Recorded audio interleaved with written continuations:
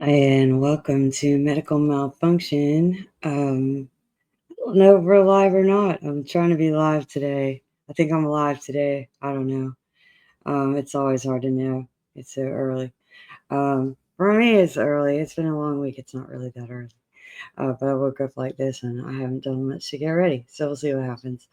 Um, anyway, if we're live, we'll see about it. The main reason I wanted to do this one is I'm glad I kind of waited to do this one. I'm going to do a quick stream to talk about the outcome of Buff Bagwell.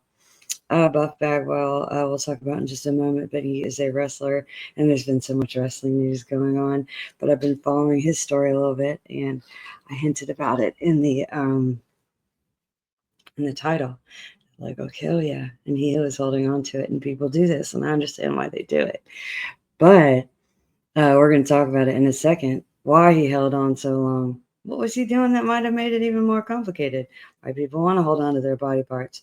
But I'm telling you, there's a reason to let them go sometimes.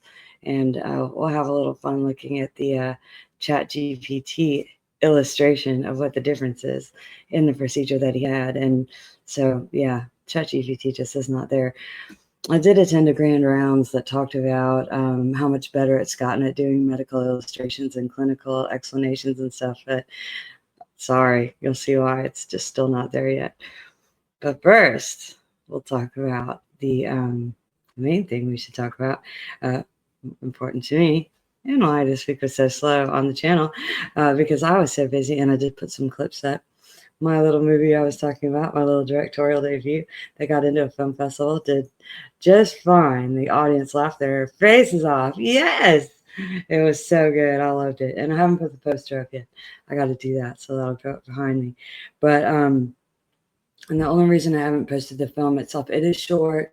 It's 10 minutes, but I'm going to festival it a little bit more. I got the advice that I should do that. So that means I can't post it publicly just yet. So sorry about that, but I will do it as soon as I can. I mean, the advice I got was like really festival it for a while, and I was like, I don't want to do it for that long. But I will post it as soon as I can. So I'll make sure to do that. And you're gonna be like, oh my God, she's so yeah. There's definitely a unique mind in there. But what I want to tell you is that we're going to start talking about annual enrollment too, because it's coming. You know it's coming. You see what month it is. You know it's coming. So I'm going to start doing a little series about things you can start thinking about now, because those decisions are coming. And when I started this channel, it was one of the first things I mentioned. I was like, you know it's coming every year. You still freak out every year. And of course, there's new policies to consider. It doesn't matter whether, you have whether you're on an ACA plan or you have employment sponsored insurance or whatever, the enrollment dates are generally around the same for everyone if you're in the United States. And certain qualifications are required for you to use certain benefits, like if you want to do an HSA versus an FSA, things like that. So I'm going to start putting some of those tips together so you can start thinking and planning and, tax implications and savings and what you might really want to do and things you might not have thought of. And of course you can't plan for everything because there's emergencies, but maybe some ways if you want to get some stuff done next year, or you want to save some money next year, let's start thinking about how to sign up this year. So I'll get that series going. And I'm also going to add this one little podcast I've been wanting to do for a while. And I've been sitting on it. I'm going to have to do it by myself because no one's going to want to touch this in my world. If you don't know what the Dabbleverse is, it kind of touches on that. And it's this whole cottage industry, but there's one little thing, and people are speculating. I never really talk about my expertise in the mental health or behavioral health or whatever category. There's this one thing that I really want to talk about. And I don't know why nobody ever pays attention to it, but somebody shut Bill Burr up. And it's not about Bill Burr. It's just the fact that he just didn't know what happened. He was like, how did we get here? What is going on? And to me, that was just it's an easy step-by-step way to go from one thing to another and to analyze. And I have put up on my Patreon the little opportunity. If you want to take it, I will do a limited amount of date coaching for special populations only. And that is really important to me because I know the unique challenges of that, being single, or if you're the parent of a child who is an adult, that's very important to say, and you have questions or you need ideas or you need direction or you need to think about considerations because seeing things. I mean, been down this road. And I know that the regular agencies or services, they don't touch you. I get it. I know they don't even want to deal with these situations, but I can definitely help you there. Chronic health conditions qualify, age qualifies, things like that. That's what a special population is. People who can't say special populations, I guess, qualifies. So there's that. So you can look at my Patreon if you want to do it. It's like I said, it's going to be real limited. Just because I'm back in cancer treatment. So, I've got to kind of like pick times and whatever, but let's see, I go back, I have to do it on Wednesday, but generally speaking, I wanted to see how I was going to feel. It's fine. I feel fine. Generally speaking, very functional. And the first film fest is behind me. And so that's all good. So, okay, let's talk about Buff for a second though. I want to talk about it because I know some folks that have been down this road, and he talks a lot about his sobriety. I'm going to put his link to his own video in the chat over here. Let's see if this works. I just never had to do it before. And I know how to do it in other platforms, but let's see. Did that go? Blah, blah, blah, blah. No. Blah, blah, blah. Okay, it's not going over there for me. Come on. All right. Well, I'll come over there for a second. And because what I want to show you is a little bit different. But I'll show you where his video is and I'll try to paste it in here. Yeah, I've never had to paste into the chat before. So, which probably means we're also probably not live, which kind of sucks. Sorry about that. I wanted to do it that way because I thought it'd be helpful. Here we go. Let's look first at what he had done. Now, short story. I like to go to People Magazine just because they're pretty legit. And as mainstream media goes, right? So he ended up doing an above the knee amputation. And let's see. Short, sweet. This particular follow-up was an exclusive from People, which is the other reason I picked it. And let's see. It was a result of a car crash in 2020. He is a wrestler with the WCW. If that matters to you, it just depends on how much you love wrestling.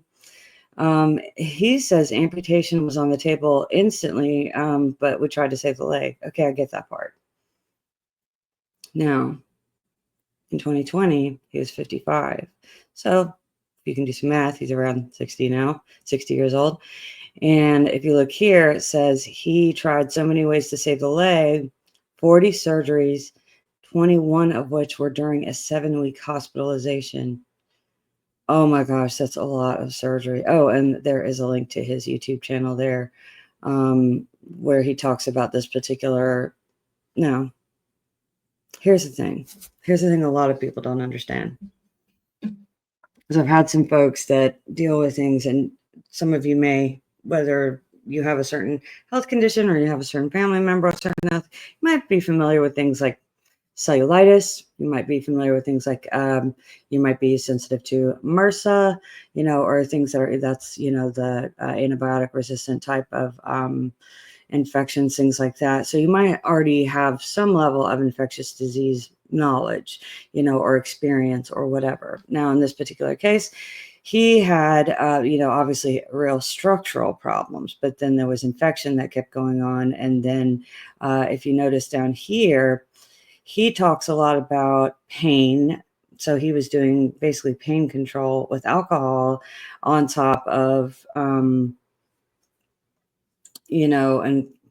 probably he didn't really remember the accident. It was already, the drinking was already an issue, but then you're putting sugar and all these others. It was a lot going on with him. Okay, so this is not a simple thing, but one thing that was a simple thing on July 10th, leg was removed during a 5-hour surgery. That 5-hour surgery, by the way, after all those other ones, it's almost the difference between going through a lot of dental work, versus just having an extraction. A $300 extraction versus, root canals, which, can be very much up for debate, and crownings, and thousands of dollars, all this time, whatever, versus a simple extraction. There's a difference sometimes, like say, and I'm talking about like when you have an abscess tooth. Let's look at it that way. Like this is almost like an abscess leg. I don't want to put it in such simple terms, but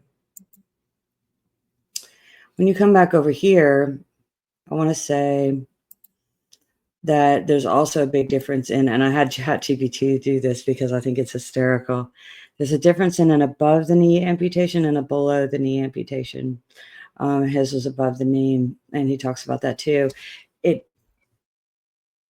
It's way more complicated in general terms to have an above the knee amputation, because then you've got to, when you're doing your rehab, and you've got to make prosthetics and stuff. But each of them have their challenges. I'll just say it. Everything's going to have rehab. But look at that one; it's like got heels on it. I was like, what is this thing even doing? See what I mean about the clinical? I wanted to do a side-by-side of kind of the words and showing the difference between the two.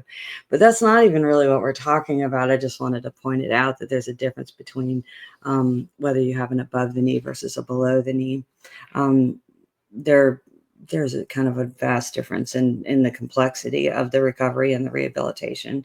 But what I want to talk about is, people fight so hard to hold on to these body parts. You can't even take me seriously when you're looking at this thing. So funny. But I love the way it looked. I was like, why did they put heels on it? That'll make everything more complicated. Is that what medical device prosthetics look like nowadays? So funny. They don't. Just made me laugh. Okay.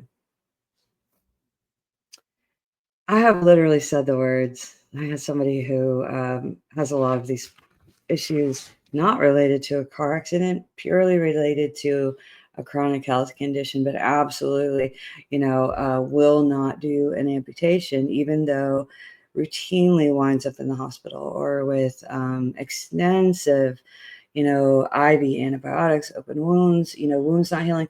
A couple of the surgeries you'll hear Buff talk about in his actual video, he's actually talking about debridement. That's wound cleaning. He had to be put under anesthesia just to clean the wound. That's what was happening.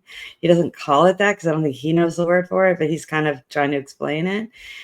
That's how bad it was. He was very sick. That had to be a lot of pain. And he had a 5-hour surgery.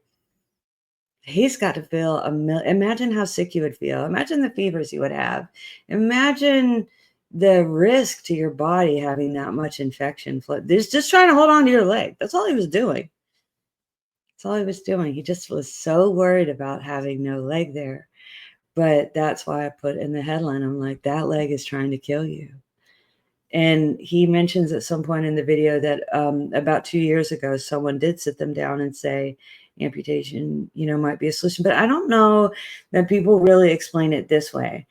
And, for my friend who, like I said, ended up in missed important life events, things he really wanted to do, makes work complicated, puts other people at risk, when you're walking around, with like open MRSA, like blowing out your, sorry, just arrest the other babies, things like that. You just kind of have to be in isolation. I'm not saying he's compliant. I don't really get involved in that. He doesn't really like to hear about it, but I'm like, just do that. Like the medical technology and the advancements for prosthetic, everything is so much better these days. I mean, shoot, they do shoulder replacements now. I'm not saying I would get one. Shoulders are complicated. I'm not a big surgery. It's really hard to talk me into a surgery. I can't believe they talked this man into so many of them. But he has got to be feeling like $1 million bucks. Plus he got sober, on top of that, which probably helped, keep the certain things down. But I just I was following the story once I saw he had decided, and I just thought, I have heard so many stories like this. I know oh, my uncle lost a toe. Oh, my friend did this. No, there's a reason that some of these things happen and need to happen. And then your whole body just yeah, it's different. It's got to make different adjustments, but you feel stronger. Your body is healthier. It's not fighting this constant, majorly life-threatening infection. Major. Just for what? aesthetics, vanity, it's hard to wrap your mind around the fact that you've got this basically, you know, thing that is a source of such infection for you, but that's really what's been going on with this. And it's difficult, especially for someone who's made their, but you hear him talking about it now. He's like, I'm in the gym, I'm doing this, I'm doing that. It's not a big deal. What was the guy? Oh, yeah, I don't want to bring him up. He killed somebody. The guy who won the Olympics with the, because I don't even think he did it, in the Special Olympics. I think he did it in the regular Olympics, right? Pistorius. Clearly, there's some other issues there. I had nothing to do with the legs, okay. But really, I just want to say that if you have a body part that is causing you issues like this, don't push back because of, any sort of, oh, we can do it, because, sometimes, that body part really is trying to kill you. And it can, totally freaking can kill you, just, you know, of course, wearing those weird ass, whatever heels, that would kill you, like, because that's not good ergonomics at all. So you don't want to do that either. They come back with some prosthetic like that, don't do it. Only Prince could get away with that. Of course, that didn't do him so well either. That eventually caught up with him. He really was a chronic pain patient. Yeah, but that was like heels and splits, and yeah, so everything catches up with you eventually. But don't hold on to body parts that are putting your life in danger. It's not worth it. You can work around it, and you're gonna feel like $1,000,000 when you wake up after just a very. We can talk about dental stuff another time. I have a whole bunch of opinions about that, as you might gather. So, but I did want to talk about Buff. I'm real happy for him. I know it sounds weird to say, but it's true. It's very true. And congrats on getting sober, because apparently he needed to do that as well. But let me try to put this. I'll put the link to where he's talking about it. And I know he's not thinking about it the same way that I am. I just have talked to another like bunch of people that have kind of been through similar things for different reasons. So far, he's the first one that I know of that stepped up and did the thing. So good for him. Yeah. Go Buff. We're rooting for you, I guess. I don't know if you're gonna be wrestling again, but we're rooting for you as a person, so that's pretty cool. Anyway, so it's time to go out there and give some good medicine, get some good medicine, jump around. Oh, I should play that song. I'll probably get in trouble with the YouTube. So everybody's sing that, jump around. Yeah, it's cool. So all right, we'll have a fantastic week. However many body parts you have, they're not that important. I mean, some of them are, but sometimes they're dangerous. Bye, y'all.